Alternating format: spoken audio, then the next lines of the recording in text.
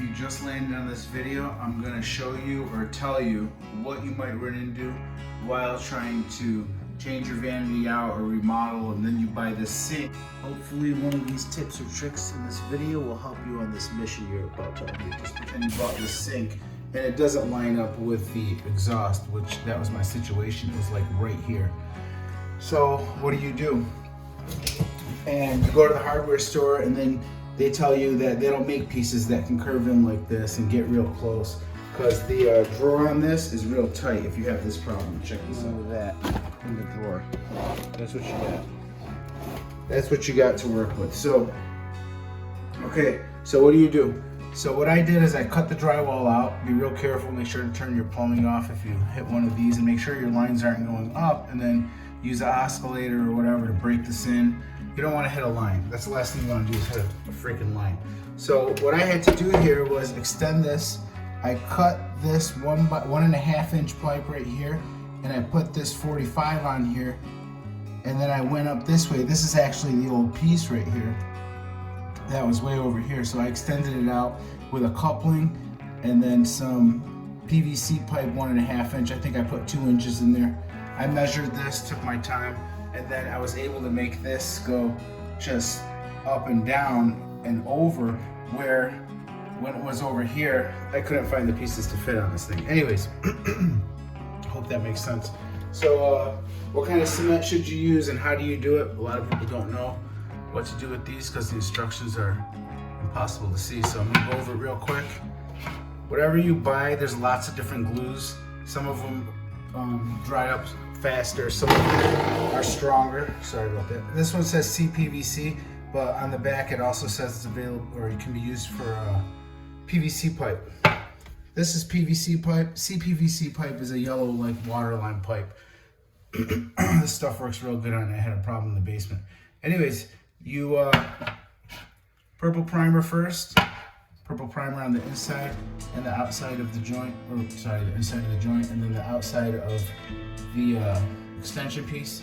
So you purple primer your fittings together, and then about a minute later, wipe this on there, outside of the pipe, outside of the other pipe, or inside, whatever. Put it together and you give it a little twist. The reason you twist it, because it makes sure that all that fluid or glue goes around in a circle, and that helps it from getting a leak. And that's about it. So I'm gonna show you guys the setup and constant extension piece. Just talking about things you're gonna run into or what you're going to do with this plumbing, because plumbing is difficult. I had to go to Menards twice, which is a hardware store where I live in Michigan. I had to go there twice in the same day over this problem. So I'm not like a super professional plumber or anything like that. I'm a DIYer, that's about it.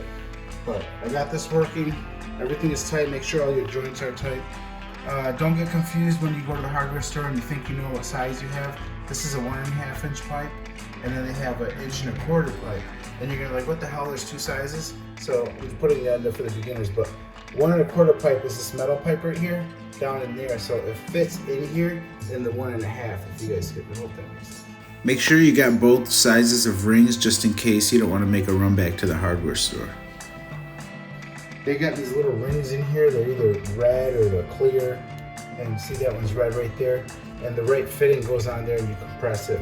Always test your sink before you walk away and make sure that there's no leaks. Let the water run, let it flood the sink. I think I went over everything I know. If you guys know anything, put it in the comment, but just go over that. So when I first started doing plumbing, believe it or not, I didn't put no purple primer on there. So then I wondered why the hell I was getting leaks later. But you gotta read the instructions, or at least follow somebody who has a little bit of experience. Not the best, but I'm okay. And if you wanna do a cleaner job, don't get the purple primer all over the place. Makes you look more professional, like this one here. But I got a tight area to work in, so that was my issue. All right, so I'll go over this, you guys can see it. Make sure to put a P-trap in here. Reason this was all done, there was no P-trap in here, so water sits in here. If you don't have this P going like here, you see how it looks like a P? If you don't have that over there with the water sitting in here all the time, this is full of water right here and here. So that blocks the gases and all that crap from coming back up here. It's gonna smell like farts in your bathroom. That's one reason. And then the gases that do come from here are harmful because they probably come from the toilet. You know, disgusting. You don't want to do that. And it could also be, what did I read? I read this online. telling you all the stuff I read online. Look, I know something. And then it can cause expensive backups, is what it said. All right, so that's about it. I think that's everything I know. I don't know nothing else, so that's all you're getting out of me, guys.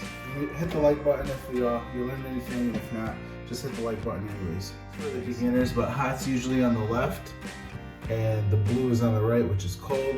But you can see these look like they're wired backwards, which doesn't make any sense, but when you buy a house, you might get that.